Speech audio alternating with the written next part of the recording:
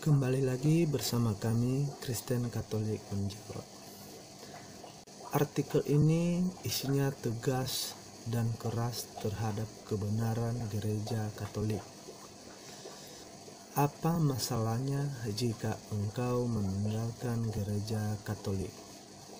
Seharusnya meninggalkan Gereja Katolik adalah sebuah masalah besar dan berat bagimu. Ketika engkau meninggalkan Gereja Katolik karena engkau sebenarnya telah meninggalkan gereja yang didirikan oleh Yesus sendiri 2000 tahun yang lalu. Itu menjadi masalah besar karena ketika engkau meninggalkan Gereja Katolik, engkau meninggalkan Ekaristi Kudus, perjamuan tubuh dan darah Kristus, Sang Pendiri Gereja,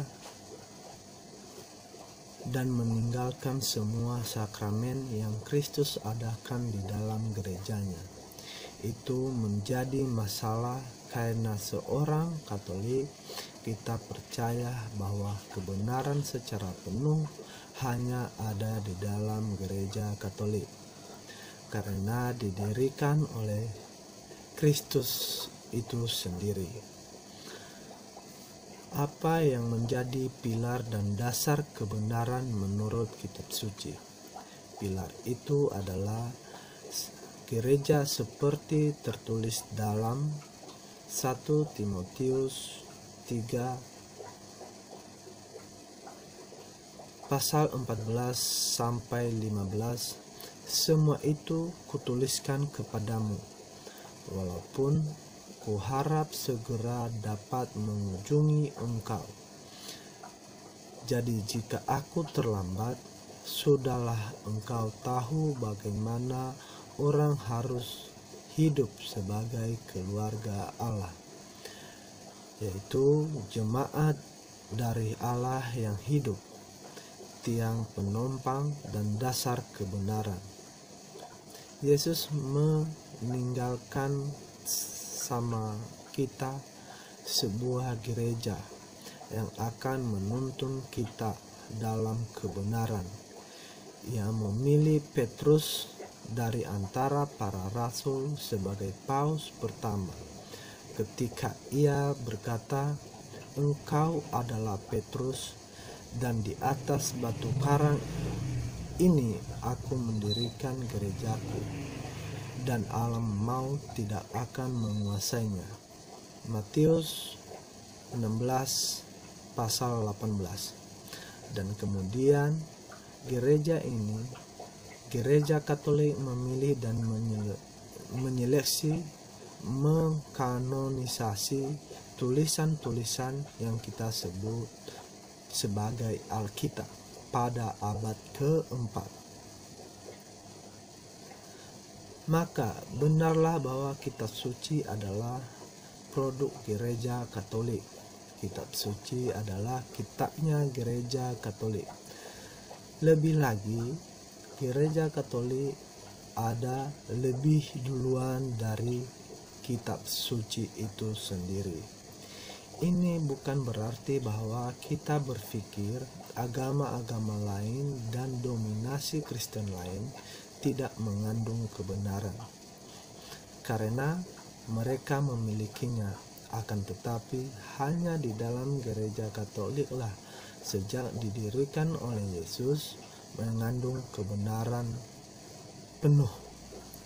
Karena itu harus serius berpikir bahwa adalah penting menjadi anggota Gereja Katolik dan membagi iman kekatolikan kita kepada orang lain. Di sana ada banyak di mana orang Kristen lain memiliki secara umum yang harus kita rayakan, terutama iman kepada Yesus Kristus. Banyak yang mengatakan sejauh kita setuju pada hal esensial dalam iman akan Kristus, itu sudah bagus dan baik. Tetapi pertanyaan untuk direnungkan, siapa yang berhak menentukan sesuatu yang esensial itu? untuk seseorang Katolik, Ekaristis itu adalah esensial. Tapi bagi non-Katolik itu hanya sebuah simbol. Bagi seorang Katolik, baptisan dan mereka yang kita cintai serta devosi kepada Santa Perawan Maria adalah esensial. Tetapi bagi non-Katolik itu semua bukan esensial. Bagi seorang Katolik, perkawinan adalah perjanjian antara seorang pria dan wanita. Tetapi bagi yang lain bukan mengakui perkawinan jenis. Bagi seorang Katolik, aborsi tidak diterima atas alasan apapun, karena itu adalah pembunuhan. Tetapi bagi kebanyakan yang lain, aborsi dapat diterima. Apakah ini berarti bahwa Katolik lebih suci dari non-Katolik? Pasti tidak. Beberapa orang lebih suci dari orang Katolik, dan beberapa lainnya bahkan lebih tidak suci, dan mereka adalah orang-orang Katolik. Namun, renungkanlah bahwa kita orang Katolik telah diberikan pemberian yang terindah sejak menjadi Katolik, yaitu iman yang menjadi harta surgawi yang takkan binasa. Gereja Katolik terbentuk dari dua unsur penting, yaitu insani dan ilahi. Karena gereja bersifat ilahi, maka dia akan tetap ada sampai selamanya. Demikian pun karena gereja bersifat insani, maka tetap memiliki skandal dan terdiri dari para pendosa yang hidup di dalamnya. Sama seperti apa yang juga kita temukan dalam agama dan denominasi lain. Meski mengandung banyak kelemahan seperti disebutkan di atas, namun gereja Katolik telah didirikan oleh Kristus dan akan selalu dan selamanya dituntun oleh Roh Kudus sampai akhir zaman. Seperti yang tertulis dalam kitab suci, masih banyak hal yang harus kukatakan kepadamu, tetapi sekarang kamu belum dapat menanggungnya. Tetapi apabila Ia datang, yaitu Roh kebenaran, Ia akan memimpin kamu ke dalam seluruh kebenaran, sebab Ia tidak akan berkata-kata dari dirinya sendiri, tetapi segala sesuatu yang didengarnya, itulah yang akan dikatakannya.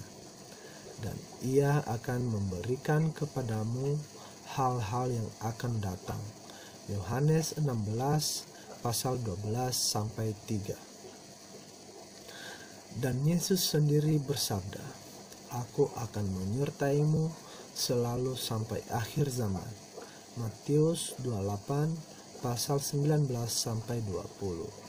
Di antara semua gereja Kristen, hanya gereja Katolik yang berdiri kokoh dengan ajaran sejak zaman dulu. Sejak didirikan oleh Yesus, dan semua gereja dan denominasi Kristen berasal darinya.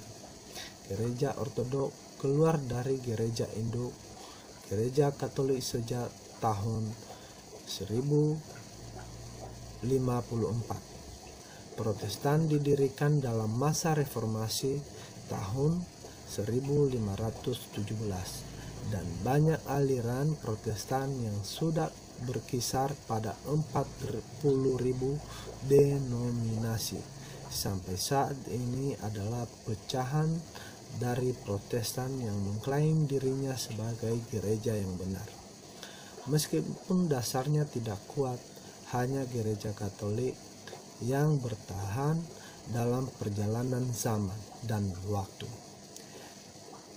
yang tetap teguh memegang dan memelihara ajaran Yesus Kristus yang diteruskan oleh para rasul.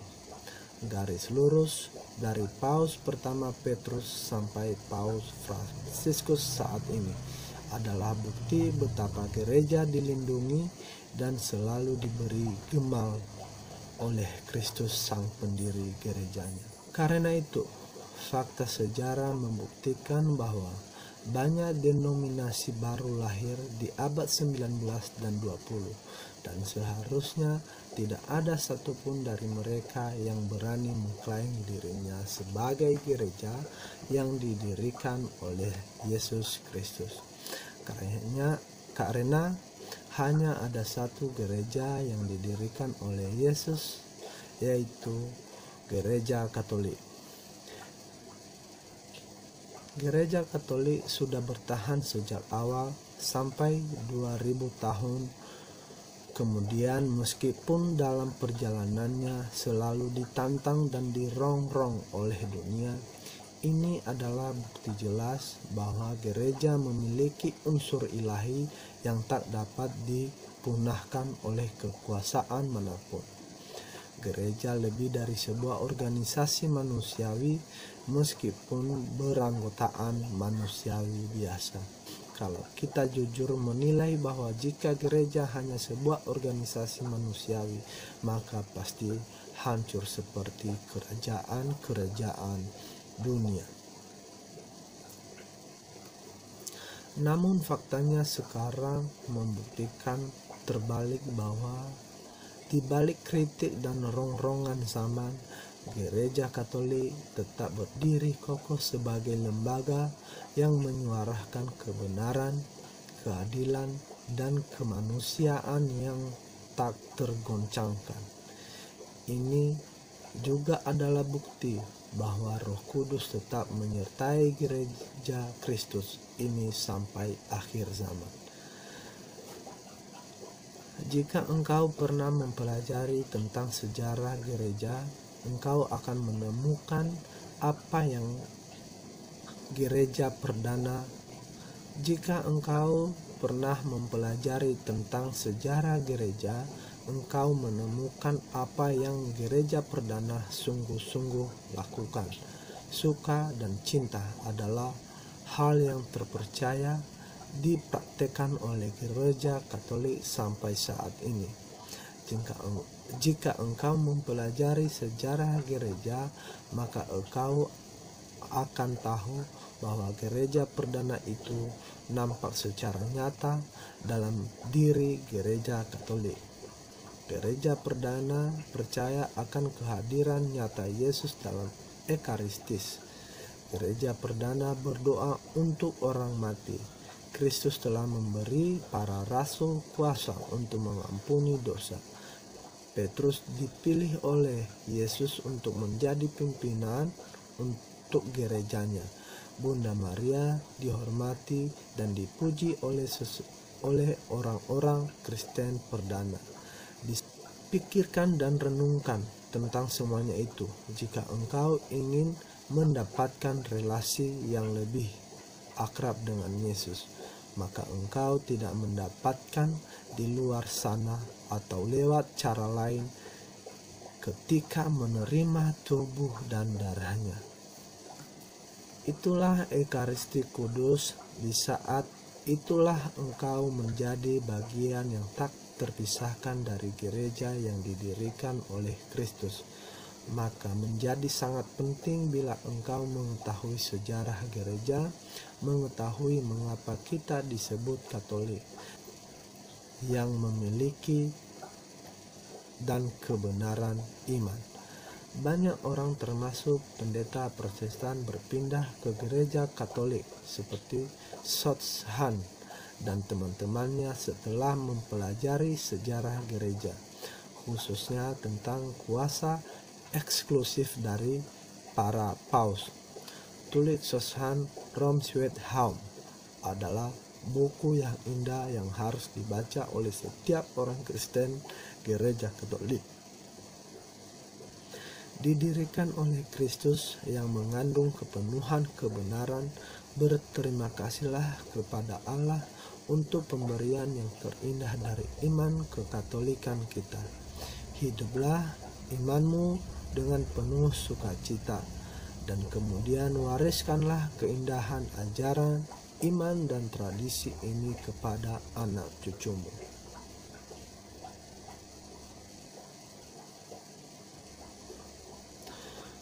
Tunjukkanlah kebenaran kepada dunia betapa besar dan bagaimana Anda menjadi seorang Katolik. Jika bukan engkau, siapa lagi? Diterjemahkan oleh Romo Pastor Ino dan berjudul bukunya Love Being Catholic. Saya cinta menjadi Katolik. Saya cinta tetap Katolik. Sekian teman-teman, Tuhan memberkati.